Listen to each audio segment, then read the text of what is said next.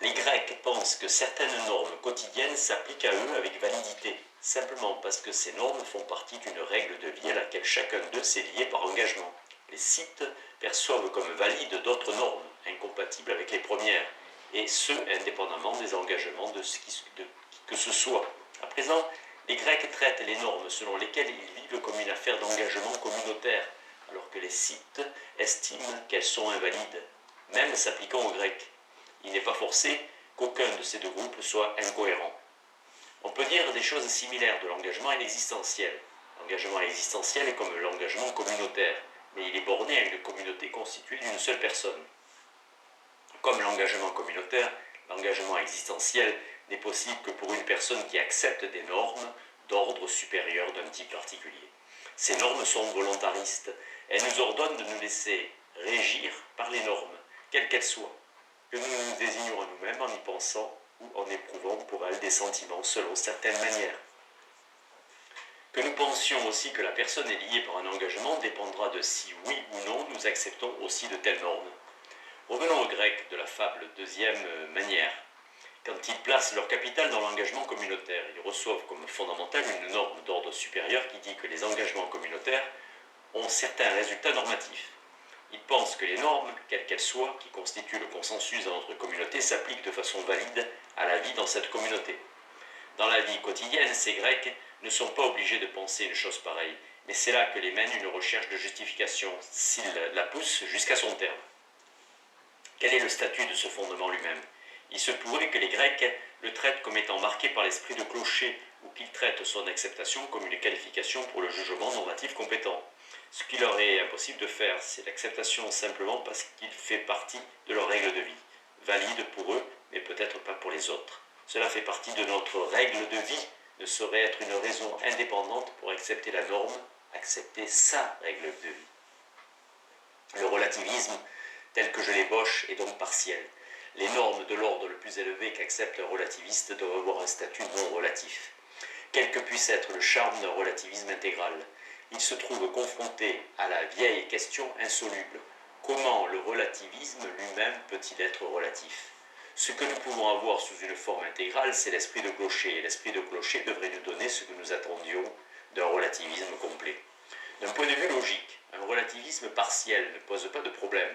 Tout le monde sera d'accord pour dire que l'application des normes doit être adaptée aux circonstances. La différence entre un relativiste et un absolutiste ne dépend pas de la manière dont chacun traite toutes les normes, mais de la manière dont chacun traite les normes quotidiennes, essentielles pour son mode de vie. L'absolutiste perçoit ces normes quotidiennes comme applicables de manière universelle. Pour le relativiste, elles ont une raison d'être plus profonde, qui pourrait s'appliquer différemment dans différentes cultures. Si les autres rejettent le relativisme, la meilleure tactique des Grecs en retour est de revendiquer une autorité particulière. Ils peuvent soutenir que les autres rejettent le relativisme uniquement parce qu'ils n'ont pas réfléchi assez sérieusement et selon les bonnes voies. Ils n'ont pas envisagé la possibilité d'un désaccord normatif fondamental et les façons dont les normes locales donnent à la vie le sentiment qu'elle a un sens. Ils n'ont pas intégré les autres choix philosophiques pertinents et ceux qu'ils impliquent. Les Grecs peuvent dire qu'il est nécessaire de réfléchir sérieusement pour un jugement compétent. Mais il est au moins concevable que d'autres aient réfléchi sérieusement et rejettent pourtant le relativisme.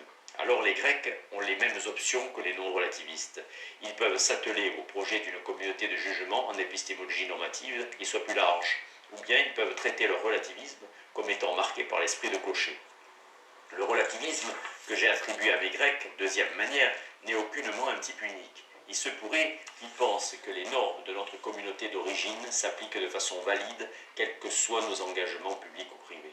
Ou bien il se pourrait qu'ils pensent que des normes s'appliquent de manière valide à une personne quand le fait de les reconnaître donnerait à sa vie le plus de sens. Et pour l'essentiel, ce seront les normes de sa communauté.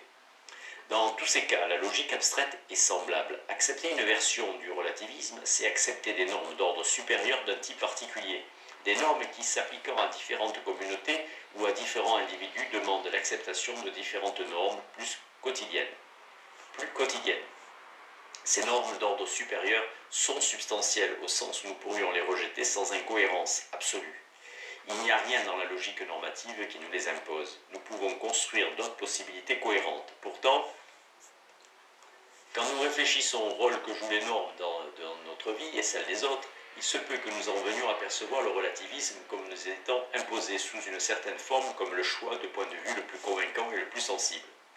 L'élargissement des communautés. Nous conversons dans de petites communautés et nous oublions d'ordinaire ceux qui sont à l'extérieur. Mais il arrive que nous leur soyons confrontés et leurs modes de pensée peuvent paraître bizarres. Nous voulons savoir alors quoi dire aux éléments extérieurs et quoi dire à leur sujet entre nous. Arrivés là, des choix nous sont offerts. Nous pouvons traiter nos jugements locaux comme étant marqués par l'esprit de clocher en faveur de nous-mêmes et n'avoir donc aucune version à proposer de la raison pour laquelle d'autres groupes devraient les accepter. Nous pouvons devenir relativistes et proposer une explication de la raison pour laquelle leur mode de pensée leur convient, et à nous le nôtre. D'un autre point de vue, nous pouvons proposer une explication de la raison pour laquelle nous sommes en position de juger, tandis que ces éléments extérieurs ne le sont pas, et utiliser cette version, si nous le souhaitons, pour appuyer les exigences conversationnelles que nous aurions sur eux. Des gens entièrement cohérents peuvent être en désaccord parce que leurs épistémologies sont en conflit. Ou bien, pour finir, nous pouvons laisser tomber l'exclusivité et nous atteler à la tâche d'agrandir notre communauté de jugement. Amenons les Perses dans notre mythe. Les Grecs estiment les Perses potentiellement compétents comme juges normatifs. Ils pensent que si un Perse était dans un équilibre dialectique, ses jugements détiendraient une autorité. Mais aucun Perse n'a reçu de formation dialectique. D'où bien que chaque Perse était pourvu d'une propriété générique que pensent les Grecs doivent avoir les bons juges normatifs. Les Perses pensent que nul ne devient compétent en jugement normatif s'il n'a vécu au sommet d'une montagne. Et les Perses vont vivre de temps en temps sur le sommet d'une montagne. Pas les Grecs, si bien que les exigences conversationnelles que les Grecs imposent aux Perses sont inefficaces, à moins que les Perses ne soient influençables selon des voies qu'ils jugent irrationnelles. On ne peut faire accepter aux Perses ce que disent les Grecs par une argumentation contextuelle. Ils traitent toute influence grecque fondamentale sur leur pensée comme étant illégitime et donc méritant qu'ils y résistent. Les Perses et les Grecs s'estiment mutuellement compétents de manière potentielle en tant que juges normatifs et ils trouvent pourtant stérile de converser. Voilà comment les choses continueront d'aller probablement aussi longtemps qu'il n'y a pas un commerce fréquent entre les groupes.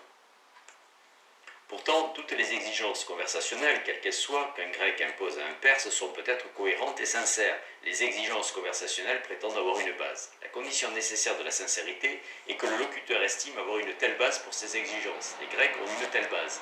Ils offrent aux Perses une raison pour se disqualifier en tant que juge normatif. À savoir, les Perses ne sont pas formés à la dialectique. Les Perses rejettent cette raison, mais la suggestion qu'on leur fait est d'une sincérité indiscutable. Un grec peut donc exclure les éléments extérieurs de ces discussions normatives de deux façons.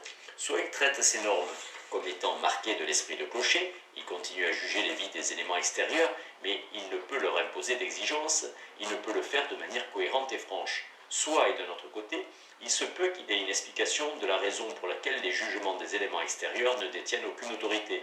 Dans ce cas, il peut exiger que les éléments extérieurs acceptent ses propres jugements.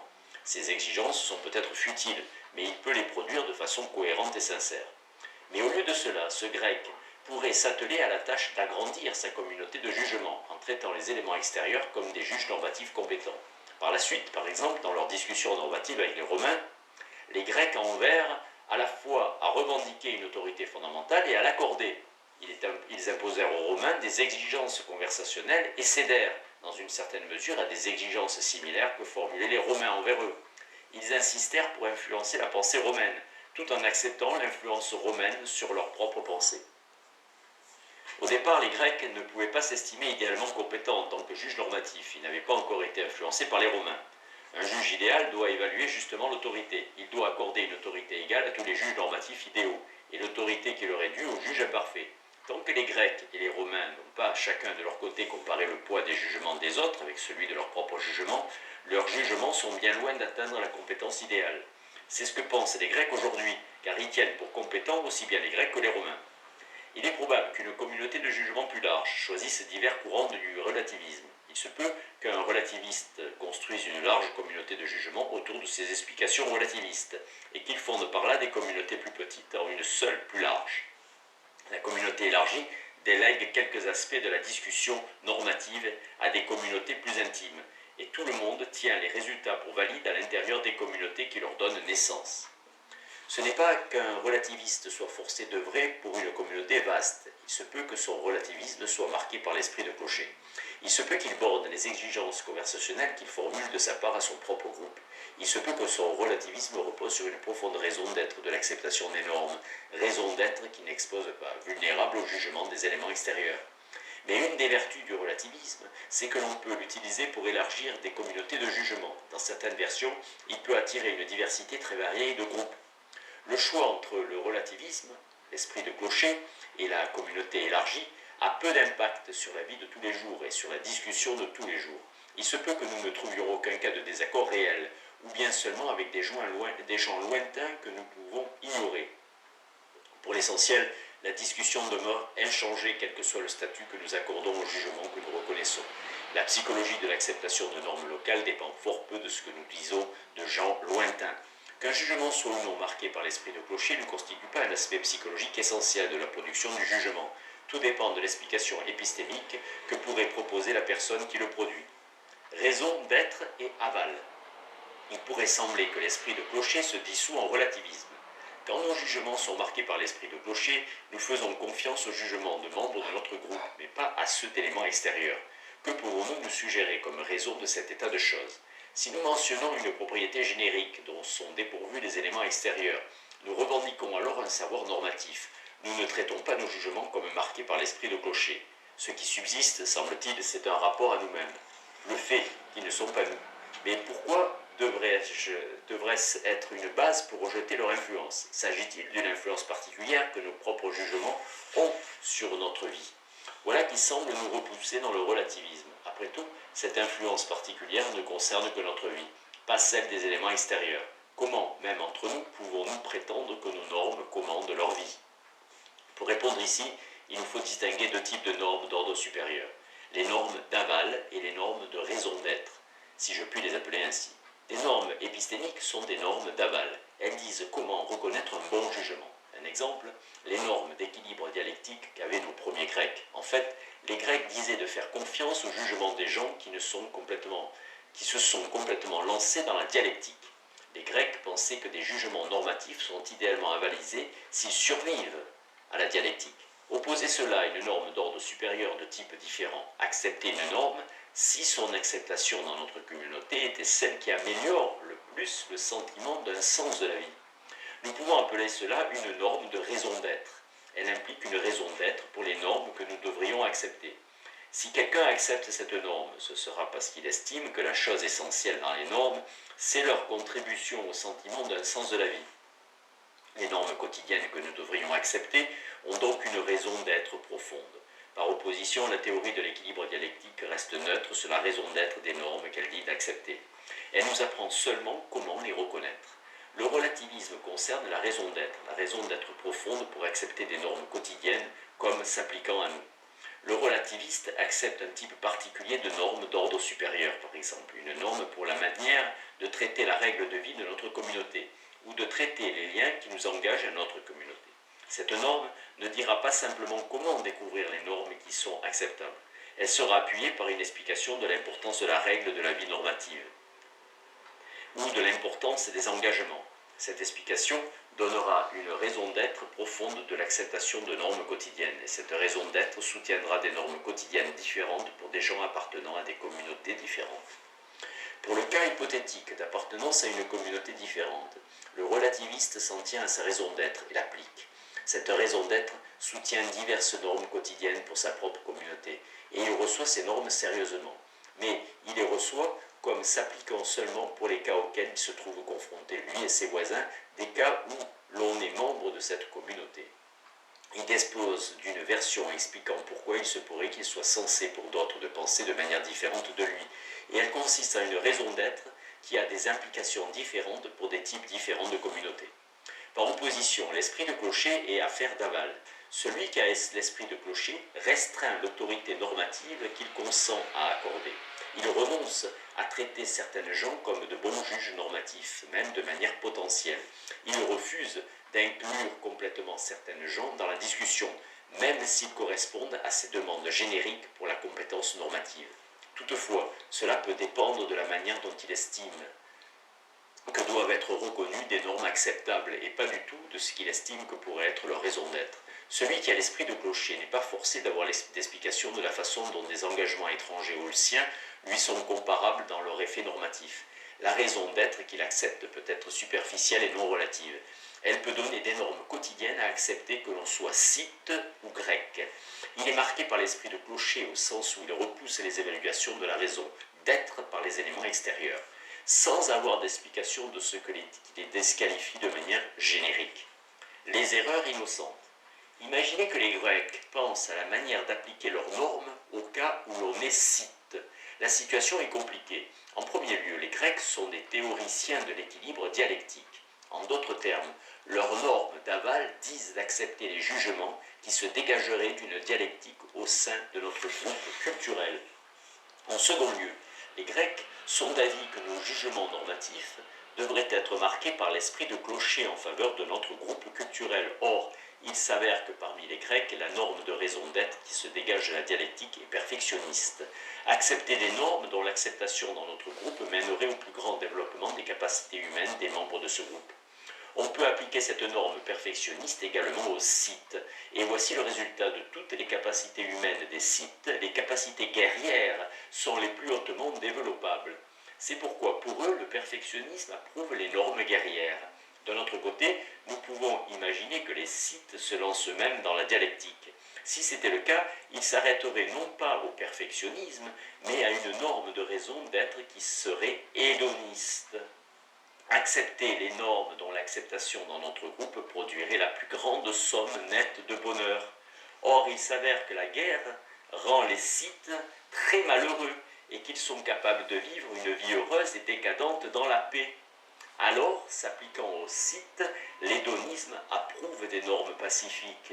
La perfection progresse par le militarisme, le bonheur par le pacifisme. Voici maintenant ma difficulté. Les normes grecques sont-elles conséquentes? Elles semblent prescrire des choses opposées pour les scythes, qui doivent choisir entre la guerre et la paix.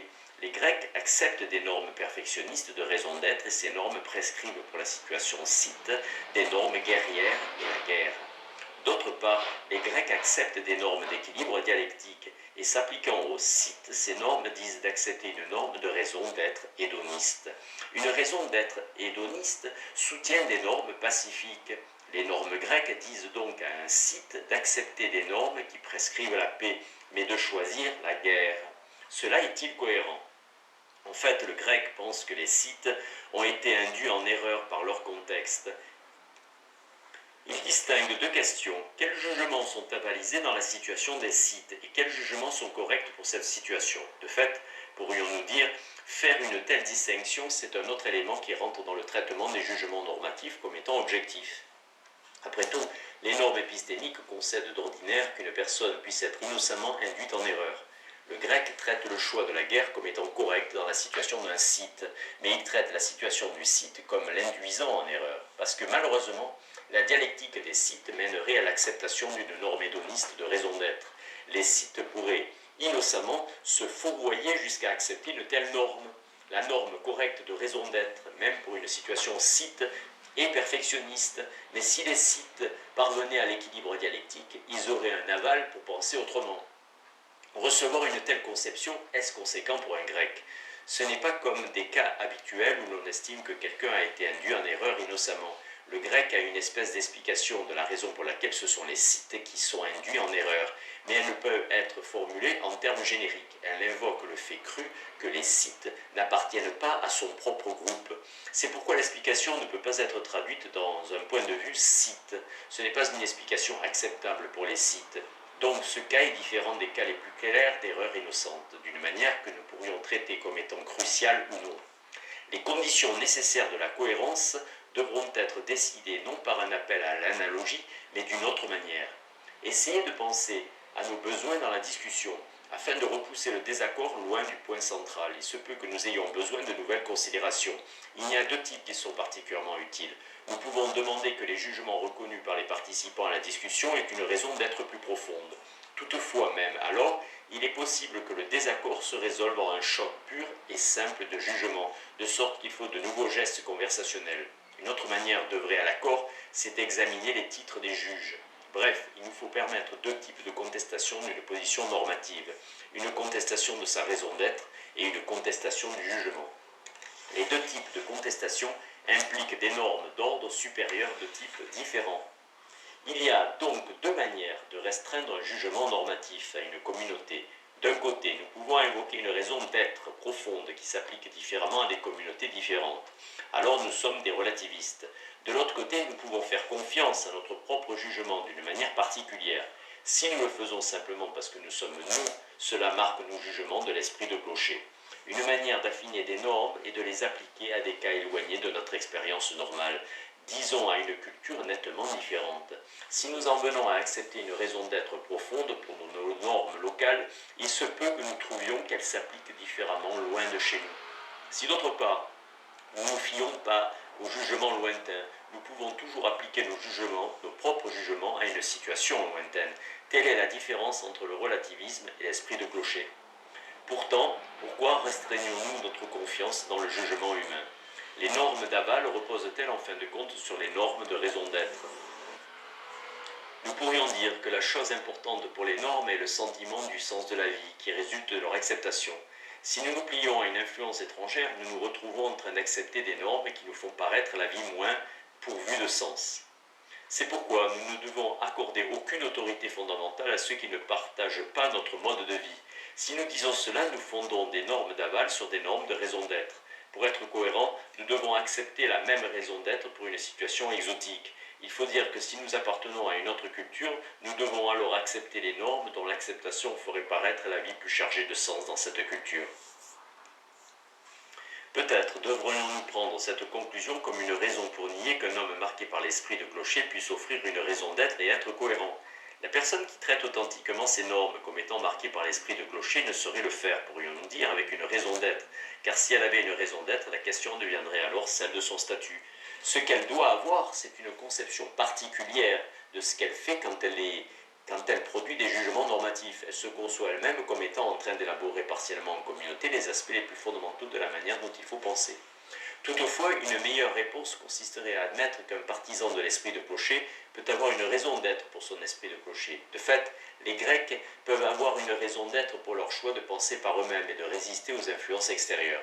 Ils pourraient dire que penser d'ensemble dans notre communauté étroite est la meilleure façon de développer nos capacités humaines. Voilà ce qui constitue sa recommandation, et les Grecs peuvent admettre que cette raison d'être perfectionniste donne aux Scythes également une bonne raison pour penser par eux-mêmes. Mais malheureusement, si les Scythes pensent par eux-mêmes, ils en viennent à rejeter le perfectionnisme. Les Scythes ont raison de penser par eux-mêmes et leur acceptation des résultats est avalisée. Ils sont également dans l'erreur de manière innocente. Ils ont appliqué les bonnes normes d'avalisation, les normes que soutient une bonne raison d'être. Ce faisant, ils en sont venus à rejeter cette raison d'être même. En cela, ils sont dans l'erreur, quoique les normes d'avalisation qu'ils ont appliquées n'y soient pour rien. L'autorité comme voix. Cela fait un choc de converser avec quelqu'un et de s'apercevoir que toute discussion avec lui est inutile. Même le fait que nous représenter une telle personne peut être dérangeant. Nous sommes toujours dans l'illusion que nous devons pouvoir résoudre un désaccord par le contexte. Ou si bien que si c'est impossible, cela doit être parce que l'un de nous a simplement refusé de se lancer sérieusement dans la discussion de ce problème. Ceci doit être une illusion. Ou du moins que l'on puisse forcer un accord par les exigences de la seule cohérence doit être une illusion. Cependant, la conjecture évolutionniste que j'ai fournie explique pourquoi l'illusion nous tient ainsi. Il y a beaucoup de choses en jeu quand on fait confiance à la discussion pour résoudre tout désaccord. La discussion en reçoit de l'urgence. Là où il y a un désaccord et de la bonne volonté, nous avons besoin de penser que l'on peut montrer que l'un de nous est dans l'erreur à ses propres yeux. Dans la vie discursive, beaucoup de choses dépendent d'une pente à traiter le débat comme une crise. Nous sommes par nature des participants à une discussion et cette confiance et cette volonté de pousser à un accord font partie de notre matériel en tant que participants à une discussion. Mais ces choses ont un prix et dans certains cas ce prix pourrait être bien trop raide. Alors il nous faut prendre une attitude qui exclut la discussion normale. Parfois, il se peut que nous éliminions une personne comme participante à la discussion et que nous décidions qu'il nous est simplement impossible de raisonner avec elle. Nous pourrions même éliminer des groupes entiers. Je me suis soucié de la façon dont nous pourrions faire cela tout en restant cohérents. Le jugement normatif imite la quête de la vérité. C'est ce que j'ai soutenu dans toute cette partie-ci du livre. Toutefois, l'esprit de clocher limite l'imitation. Le fait qu'un autre juge n'ait rien à voir avec moi ne peut en soi le disqualifier en tant qu'indicateur de vérité, et donc ne peut saper son autorité factuelle. Traiter un jugement comme étant marqué par l'esprit de clocher, c'est arrêter de traiter l'autorité qui le soutient comme indiquant la vérité. Nous pourrions dire qu'au lieu de cela, nous traitons l'autorité comme une voix dans les jugements portant sur la manière dont il est censé d'agir, de penser et de ressentir les choses. Les normes d'aval disent comment voir les normes qu'il faut accepter. Les normes de raison d'être disent ce qui donne leur sens à ces normes. L'esprit de clocher consiste en normes d'aval, alors que le relativisme consiste en normes de raison d'être. Une vision large nous fera passer à des raisons d'être profondes qui s'appliquent différemment dans des situations culturelles différentes. Cela fait de nous des relativistes. Cependant, afin de garder notre ancrage normatif, nous devons conserver une sorte d'étroitesse dans la vision. Nous devons limiter les influences que nous accepterons. Cela fait de nous des partisans de l'esprit de clocher. Ces deux pressions pourraient parfois se résoudre selon des modes étranges et compliqués.